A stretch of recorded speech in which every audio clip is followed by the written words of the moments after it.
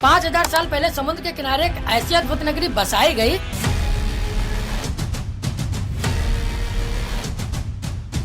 क्या सचमुच ये वही द्वारिका नगरी थी जो भगवान श्री कृष्ण के द्वारा बनाई गई थी या सिर्फ एक मिथ?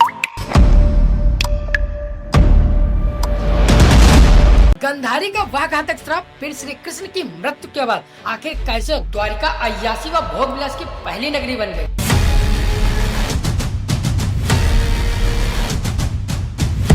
1963 में ASI ने जब वेद द्वारिका के पास खुदाई शुरू की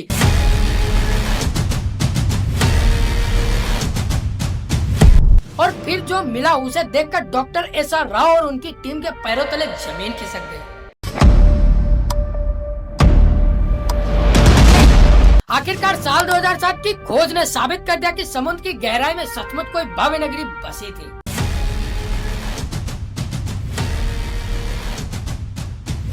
इतना सब होने के बावजूद क्या आप जानना चाहते हो आखिर क्यों प्रधानमंत्री नरेंद्र मोदी 25 फरवरी 2024 को क्यों पहुंचे समुद्र में डूबी भव्य नगरी द्वारिका की सच्चाई जानने?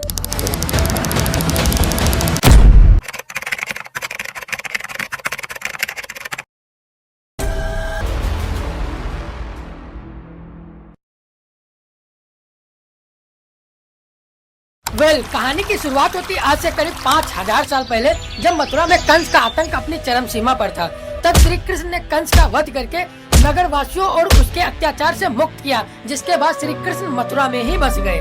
बट कंस की मृत्यु से क्रोधित होकर कंस के ससुर जरासंध ने मथुरा पर लगातार 17 बार हमले किए। हालांकि इन हमलों में जीत श्री कृष्ण की ही हुई, पर बार बार इन हमलों से परेशान होकर श्री कृष्ण ने मथुरा छोड़कर चले जाना ही उचित समझा और इस निर्णय ने उन्हें प्रेरित किया। एक असाधारण नगरी के निर्माण करने की प्रेरणा मिली। श्री कृष्ण समुद्र के तट पर गए और समुद्र देव से प्रार्थना करने लगे, हे वरुण देव, मुझे मेरी प्रजा की सुरक्षा के लिए मुझे अपनी गोद में एक ऐसा भूमि का टुकड़ा दो जहां मैं एक नई नगरी बसाऊं। वरुण देव मुस्कुराए और उन्होंने श्री कृष्ण को समुद्र के बीच 12 योजन यानी लगभग 153.6 किलोमीटर भूमि दान में दी, जिसके बाद गॉड ऑफ आर्किटेक्ट यानी कि भगवान विश्वकर्मा को इस नगरी के भव्य निर्माण का कार्य सौंपा गया। उन्होंने इस भव्य नगरी का निर्माण संपन्न किया। महलों की ऊंचाई जैसे आकाश को छू रही थी, दीवारें सोने की थी, फर्श चांदी के, नगर के चारों ओर विशाल द्वार थे। इसलिए इस नगरी का नाम पड़ा भव्य नगरी द्वारिका यानी द्वारों का नगर। हवाओं में सुगंधित फूलों की खुशबू, गलियों में मोर नाचते थे और बीचों बीच बना श्री कृष्ण का महल तो ऐसा प्रतीत होता था मानो स्वर्ग पृथ्वी पर उतर आया हो। नगर की सड़कों को इस तरह से बनाया गया था कि वे सीधे बंदरगाह तक पहुँचती थी। समुद्र से व्यापार के लिए विशेष गोदियां बनाई गई थी जहां जहाज आसानी से आ जा सके। शहर में जल आपूर्ति के लिए सिंचाई प्रणाली थी जो उस समय अत्यंत दुर्लभ मानी जाती थी। स्वच्छ जल के तालाब, हरे भरे बाग और सजे हुए बाजार इस नगरी को न केवल सुंदर बल्कि आत्मनिर्भर बनाते थे। महाभारत और भागवत पुराण के अनुसार द्वारका में कुल 9 लाख से अधिक भव्य महल थे जो चंद्रकांत और हीरा, मणि और सोने से बने थे। श्री कृष्ण ने स्वयं इन महलों को अपने प्रियजनों से लेकर 16,108 रानियों के लिए बनवाया था। यह महल न सिर्फ वास्तुकला का चमत्कार थे बल्कि अध्यात्म और भक्ति का प्रतीक था। लेकिन यह अंत नहीं था। अब शुरू होने वाला है वह चैप्टर जिसने द्वारिका को ध्वस्त और कालातीत बना दिया। एक ऐसा नगर जिसे स्वयं भगवान ने बसाया, देवताओं ने सजाया और समय ने इतिहास में ले जाके दर्ज कर दिया। लेकिन जहाँ निर्माण होता है वही विनाश का कारण भी। द्वारिका की यह स्वर्ण गाथा आगे चलकर ऐसे श्राप की छाया में डूबेगी जिसकी कल्पना किसी ने नहीं की थी। महाभारत का युद्ध समाप्त हो चुका था। धूल में लखपत योद्धाओं के सब बिखरे हुए अस्त्र शस्त्र और खून से लाल धरती, कौरवों का विनाश हो चुका था। अपने पुत्र की यह दशा देखकर गंधारी काफी क्रोधित हो गई। उसका मानना था यदि श्री कृष्ण चाहते तो यह युद्ध नहीं होता, परंतु उन्होंने ऐसा नहीं किया, जिससे क्रोधित होकर गंधारी ने श्री कृष्ण को श्राप दिया कि जिस प्रकार मेरे वंश का विनाश हुआ है ठीक उसी प्रकार तुम्हारे भी वंश का विनाश हो जाएगा। इस श्राप ने यदुवंश के विनाश की नींव रख दी। लेकिन एक और कारण जिसके चलते द्वारका का विनाश हुआ, दरअसल यह बात उस समय की है जब द्वारका के पास एक नाम पिंडारक एक स्थल था। वहाँ एक दिन प्रमुख ऋषि गण पधारे। इनमें विश्वामित्र, वशिष्ठ, नारद, दुर्वासा जैसे महान ऋषि मुनि उपस्थित थे। और ऋषियों को देखकर श्री कृष्ण के पुत्र सांब और उसके कुछ मित्रों ने मिलकर चीटिंग करने की सोची। सांब ने एक गर्भवती स्त्री का रूप धारण कर लिया और उन ऋषियों के पास पहुँचे, इस बात से अनजान कि वे ऋषि कोई असाधारण साधु संत नहीं थे बल्कि त्रिकालदर्शी थे। सांब और उसके मित्र उनके निकट गए और उनकी तपस्या भंग कर ऋषियों से अपने होने वाले बच्चे के बारे में पूछने लगे। अपना इस तरह का अपमान होता देख मुनिगण गुस्सा हो गए और उन्होंने सांब को श्राप दिया कि तुम एक लोहे के मूसल को जन्म दोगे जो यदुवंश के विनाश का कारण बनेगी। उन्होंने बहुत माफी मांगी पर अब कुछ नहीं हो सकता था। कुछ दिनों बाद वही हुआ जो भविष्यवाणी की गई थी। जब सांब सुबह उठा तो उसके कपड़ों में एक भारी भरकम मूसल मिला। यह दृश्य देख यदुवंशी चिंतित हो उठे और जब यह बात श्री कृष्ण के नाना राजा उग्रसेन को पता चली तो उन्होंने मूसल के छोटे छोटे टुकड़े कर समुद्र में फेंकने का आदेश दिया और जैसे ही यह टुकड़े समुद्र में फेंके गए एक विशाल मछली ने वह टुकड़े खा लिए। कुछ समय बाद जब कुछ मछुआरों ने उस मछली को पकड़ा और जब उसे काटा गया तो उसके पेट से लोहे के छोटे छोटे टुकड़े निकले। उन मछुआरों ने उन टुकड़ों को एक जरा नाम के शिकारी को बेच दिए। अब वह शिकारी इन टुकड़ों से अपनी तीर बनाता। बट उधर द्वारिका में लोगों की स्थिति धीरे धीरे खराब होने लगी। गंधारी के श्राप का असर दिखाई देने लगा था। जैसे जैसे समय बीतता गया यदुवंश के लोगों में अहंकार बढ़ता गया। भोग विलास मदिरा और दुराचार ने धर्म और मर्यादा का स्थान ले लिया। नैतिकता समाप्त हो चुकी थी। फिर एक दिन कुछ ऐसा हुआ जिसने पूरी द्वारिका को हिला कर रख दिया, जिसे आज भी प्रभास त्रिकाल के नाम से जाना जाता है। यदुवंश के वीरों ने समुद्र के किनारे उस उत्सव का आयोजन किया जिसमें शराब घमंड और गाली गलौज ने मिलकर उस उत्सव को युद्ध भूमि में बदल दिया।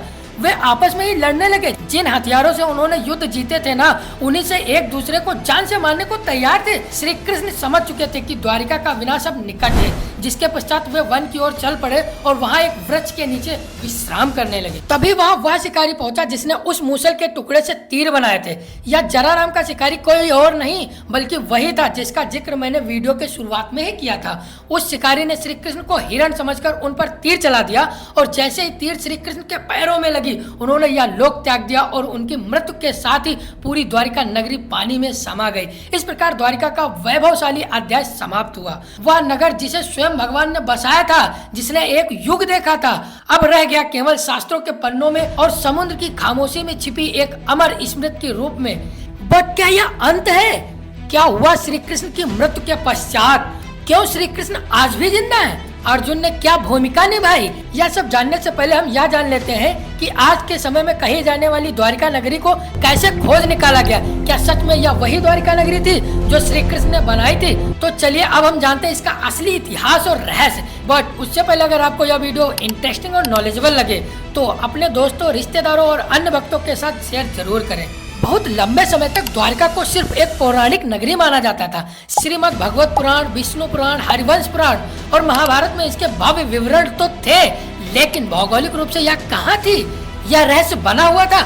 अधिकांश विद्वान मानते यह सिर्फ धार्मिक कथा है, बस कोई ऐतिहासिक सच्चाई नहीं है। लेकिन यह सोच पहली बार 1930 के आसपास हिली जब गुजरात के सौराष्ट्र इलाके में कुछ मछुआरों और गोताखोरों ने समुद्र के अंदर अजीब पत्थरों और ढांचों को देखने की बात बताई। यहाँ तक कि कुछ पायलटों ने जब अरब सागर के ऊपर उड़ान भर रहे थे तो बताया कि उन्होंने पानी के नीचे सीधी रेखाओं जैसी आकृतियाँ देखी है, जैसे कोई पुराना शहर हो। यहीं से उस रात की तलाश शुरू हुई जिसने एक प्राचीन कहानी को एक खोज में बदल दिया। फिर आया साल 1963 जब भारतीय पुरातत्व सर्वेक्षण विभाग यानी कि एएसआई ने पहली बार बेट द्वारिका के पास खुदाई शुरू की। यह वही इलाका था जिसे स्थानीय लोग सदियों से भगवान श्री कृष्ण की नगरी मानते थे। खुदाई में वहाँ से कई प्राचीन बर्तन, मूर्तियाँ और पक्के ढांचे मिले।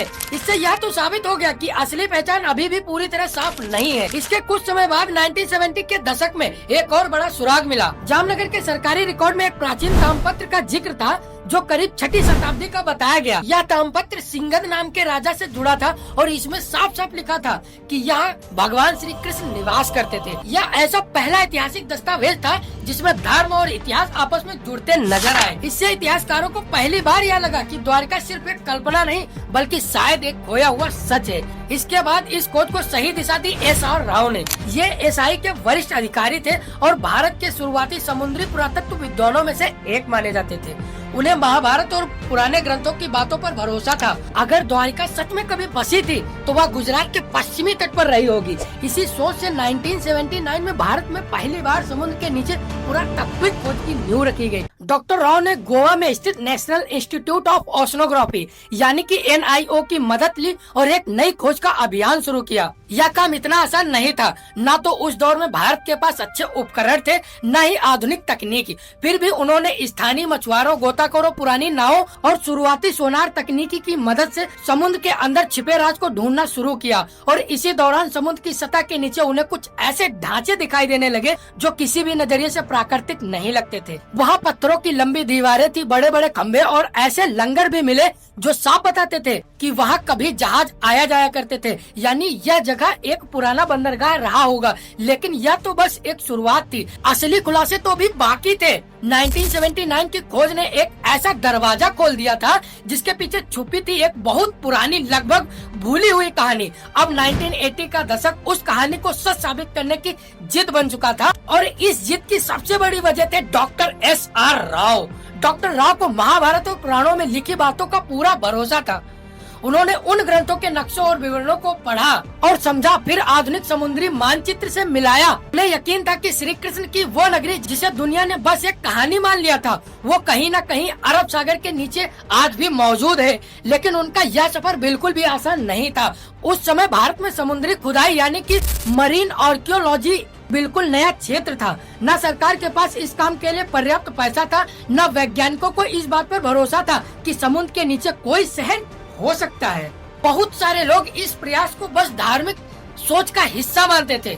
कई लोगों ने डॉक्टर राव से कहा, पौराणिक कथाओं को इतिहास से जोड़ने का क्या फायदा, लेकिन उन्होंने कभी हार नहीं मानी। डॉक्टर राव ने SI और गोवा के नेशनल इंस्टीट्यूट ऑफ ओशनोग्राफी के साथ मिलकर एक समुद्री अभियान शुरू किया। इंडियन नेवी के गोताखोरों की मदद ली गई, लेकिन चुनौती सिर्फ यह नहीं थी कि लोग विश्वास नहीं कर रहे थे। असली मुश्किल थी टेक्नोलॉजी और संसाधनों की कमी। उस समय न तो सोनार जैसी आधुनिक तकनीकी थी, न ही पानी के अंदर काम करने वाले रोबोट्स। डवर्स को अपने हाथों से समुद्र की सतह को टटोलना पड़ता था। 1980 के दशक में यानी लगभग 40 साल पहले समुद्र में जाकर खुदाई करना कोई आसान काम नहीं था। इसके लिए archaeologist, divers, oceanographers, under water photographers, historians and बहुत से टेक्नीशियंस की जरूरत होती थी। इतनी बड़ी टीम को बनाना, फिर उन्हें काम पर रखना अपने आप में बहुत बड़ी चुनौती थी। फिर भी राव ने हार नहीं मानी। फंडिंग की इतनी कमी थी कि उन्होंने वेतन से टीम का खाना तक खरीदा। उन्होंने सिर्फ 800 रुपए में एक्सपीडिशन शुरू किया था और यह भी उन्हें छोटे छोटे फंड्स इकट्ठा करके मिले थे। वो चाहते थे कि सरकार एक स्थायी समुद्री पुरातत्विक इकाई बनाए, लेकिन यह इतना आसान नहीं था। 1983 से 1992 के बीच में डॉक्टर राव की टीम ने लगभग 12 बार समुद्र में जाकर खुदाई की। खोज के लिए बेट द्वारिका और आसपास के इलाकों को चुना गया और फिर एक एक कर सामने आने लगे ऐसे सबूत जिन्होंने न सिर्फ भारत को बल्कि पूरी दुनिया को चौंका कर रख दिया। गोताखोरों ने समुद्र के तल से लगभग 30 मीटर नीचे 560 मीटर लंबी पत्थरों की दीवार खोज निकाली। यह कोई प्राकृतिक बनावट नहीं थी, यह इंसानों द्वारा बनाए गए शहर की दीवार थी। उसकी बनावट वैसे थी जैसे महाभारत में द्वारका के वर्णन में मिलती थी। फिर मिले 30 से भी ज्यादा पत्थर के खंभे जो शायद किसी महल या भवन का हिस्सा रहे होंगे। ऐसे लंगर यानी कि एंकर्स मिले जिनसे पता चलता था कि वहाँ नौकाएं चला करती थी। उस समय की एडवांस नेविगेशन को दिखाते थे। इसके अलावा स्टील, लोहे और पीतल की वस्तुएं और मिट्टी के बर्तन भी मिले। इनकी कार्बन डेटिंग और थर्मल लुमिनेस डेटिंग से पता चला कि यह चीजें 1500 ईसा पूर्व से लेकर 3000 ईसा पूर्व के बीच की है। और तो और एक बर्तन तो 9000 साल पुराना निकला, जिसने वैज्ञानिकों को भी हैरान कर दिया। परंतु दुनिया भर के बहुत सारे इतिहासकारों ने इसे मानने से इनकार कर दिया। उन्हें यह सिर्फ माइथ रिवाइवल यानी कि धर्म को प्रचारित करने की कोशिश लगी। लेकिन डॉक्टर राव का जवाब साफ था, मैं ग्रंथों को धार्मिक किताबों से नहीं, ऐतिहासिक दस्तावेज से मानता हूँ। जब रोम, एथेंस और बाबुल जैसे शहरों की खुदाई हो सकती है तो द्वारिका की क्यों नहीं। साल 1990 आते आते टीम को 500 से ज्यादा आर्टिफैक्ट, एशियन हार्बर वॉल्स और एक संयोजित शहर के संकेत मिल चुके थे। और अब यह बात लगभग तय हो चुकी थी कि द्वारका कोई कल्पना नहीं, वह एक असली समृद्ध और व्यवस्थित सभ्यता थी जो समुद्र में समा गई। लेकिन अभी तो सिर्फ सतह खुली थी, असली राज तो समुद्र के अंदर छुपा था और वहीं से शुरू होता अगला अध्याय। 1990 तक डॉक्टर SR राव और उनकी टीम ने साबित कर दिया था कि द्वारका सिर्फ एक पौराणिक कथा नहीं बल्कि एक डूबी हुई सच्ची सभ्यता थी। लेकिन अब जरूरत थी और भी ठोस वैज्ञानिक सबूतों की। दुनिया भी मान सके कि भगवान श्री कृष्ण की द्वारिका असली थी और वाकई समुद्र में समा गई। इन सबूतों से यह तो साबित हो गया था कि द्वारिका सिर्फ किस्से कहानियों में नहीं बल्कि सच में थी और काफी ज्यादा वेल प्लेड थी, लेकिन उस समय फंडिंग की कमी की वजह से इसके रिसर्च को रोक दिया गया और फिर साल 2001 में इस दिशा में बहुत बड़ा कदम उठाया गया। भारतीय पुरातत्व सर्वेक्षण और NIOT यानी कि national institute of ocean technology ने मिलकर एक बड़ा वैज्ञानिक अभियान शुरू किया। जगह चुनी गई कच्छ की खाड़ी और बेट द्वारिका का इलाका। इस बार अभियान में सिर्फ पुरातत्वविद ही नहीं बल्कि समुद्र में वैज्ञानिक, भूगर्भ शास्त्री, नौसेना और गोताखोर, सोनार तकनीक के विशेषज्ञ और इंटरनेशनल कार्बन डेटिंग लैब्स भी जुड़े थे। इस खोज की कमान संभाली थी डॉक्टर आलोक त्रिपाठी, जो SI के समुद्री पुरातत्व निदेशक थे, और उनके साथ थे डॉक्टर राजीव निगम, उस समय के CSIR के मरीन साइंस प्रमुख के रूप में काम कर रहे थे। इस बार की खोज पहले से अलग थी। 2001 से 2007 तक समुद्र के अंदर का पूरा हाइड्रोग्राफिक सर्वे किया गया। एडवांस सोनार और सब बॉटम प्रोफाइलर जैसे मॉडर्न उपकरणों की समुद्र की परतों का डिजिटल नक्शा बनाया गया। वैज्ञानिकों ने करीब 4000 वर्ग मीटर का समुद्र का हिस्सा स्कैन किया और जो मिला उसने सबको हैरान कर दिया। समुद्र की गहराई में मिले यह बहुत बड़े चौकोर पत्थर के ब्लॉक जो किसी नगर की नींव जैसे लगते थे, चूना पत्थर यानी कि लाइम स्टोन के टुकड़े जो शायद किसी शानदार इमारत के अवशेष थे, टेराकोटा शीश जिन पर पुराने चिन्ह बने थे, पुराने लंगर जो कि बताते थे यह कोई एशियंट बंदरगाह था। साथ ही नाली और सिंचाई व्यवस्था दिखाती थी कि उस समय का शहर कितनी सोच समझकर बसाया गया था। अब बारी थी सबसे बड़े टेस्ट कार्बन डेटिंग की। सभी आर्किटेक्ट्स को भारत और विदेश के प्रयोगशाला में भेजा गया और जब नतीजे आए तो वैज्ञानिकों और इतिहासकारों को एक बड़ा झटका लगा। कई चीजें करीब 9000 साल पुरानी निकली, यानी या तो हड़प्पा सभ्यता से भी पहले की थी। कुछ टुकड़ों की उम्र 5000 साल तक पुरानी पाई गई, जो महाभारत और द्वापर युग से मेल खाती थी। डॉक्टर राजीव निगम ने कहा कि महाभारत में लिखा है कि द्वारिका समुद्र से निकाली गई जमीन पर बसी थी। सोलर मैपिंग से यह पता चला कि जैसे जैसे समुद्र का स्तर बढ़ा, मंदिर और घर धीरे धीरे आगे खिसकते गए, यानी यह एक धीमा और क्रमिक दबाव था, अचानक नहीं।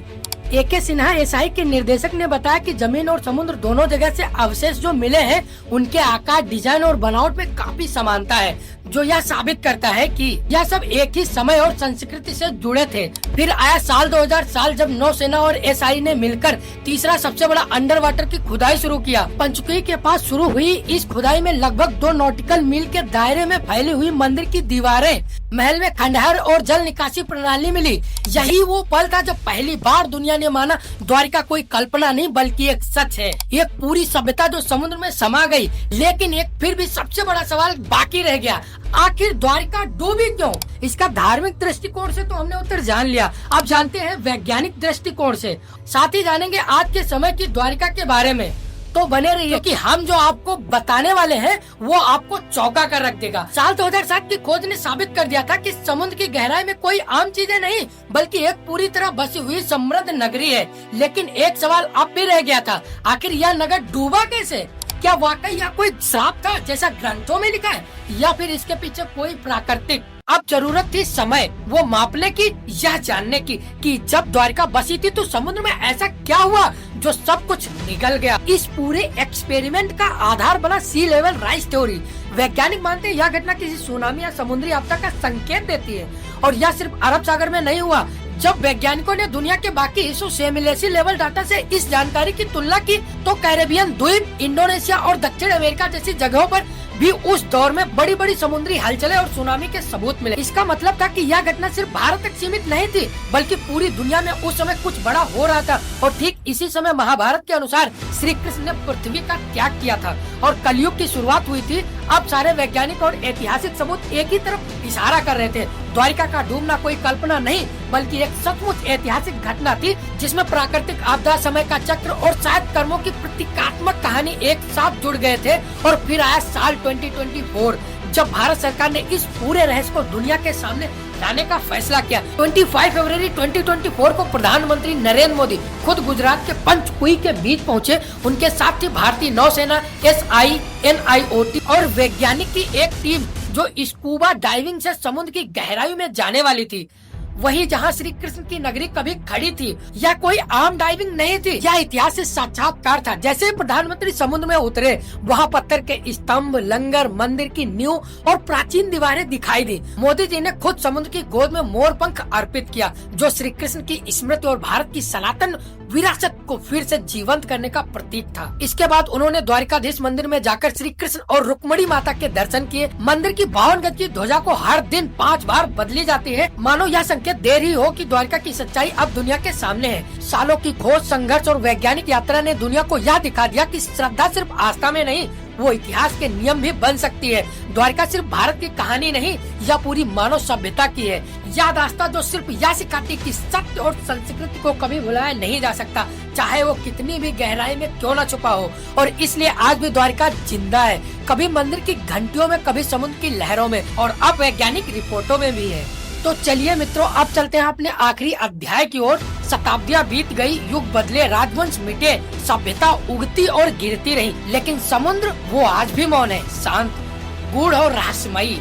उसकी लहरों के नीचे दबी द्वारिका की नगरी आज भी जैसे किसी इंतजार में है, न जाने किसके लिए। शायद उसके निर्माता श्री कृष्ण के फिर से लौट आने के लिए। द्वारिका कोई कल्पना नहीं थी, वो एक यथार्थ था, एक स्वर्णिम यथार्थ जिसे एक श्राप ने छीन लिया, एक समय ने छिपा दिया और एक समुद्र ने अपनी गहराइयों में समा लिया। लेकिन वह सत्य आज फिर उभर रहा है, टूटे स्तंभों में, पुरातत्व की रिपोर्टों में, सोनर की लहरों में। वे एक ही सत्य की 2 राहें हैं, एक राह हमें विश्वास दिलाती है और दूसरी उसे प्रमाणित करती है। द्वारिका की कहानी बस एक शहर की कहानी नहीं है, यह उस संस्कृति की कहानी है जो अपने चरम पर विनम्र और अपने अंत में दिव्य, या उस ईश्वर की नगरी की कहानी है जिसने अपने जीवन से कर्म का सार बताया। और अगली बार जब आप समुद्र की लहरों को देखें, जरा ठहरिए, शायद किसी अगाध गहराई से आपको कोई बांसुरी की धुन सुनाई दे, शायद वो द्वारिकाधीश अब भी आपको पुकार रहा हो, अपने नगर से, अपने सत्य से। क्योंकि कुछ कहानियाँ खत्म नहीं होती, वो सिर्फ इंतजार करती हैं दोबारा जगाए जाने का। मेरे प्यारे मित्रों, कमेंट में बोलो जय द्वारिकाधीश।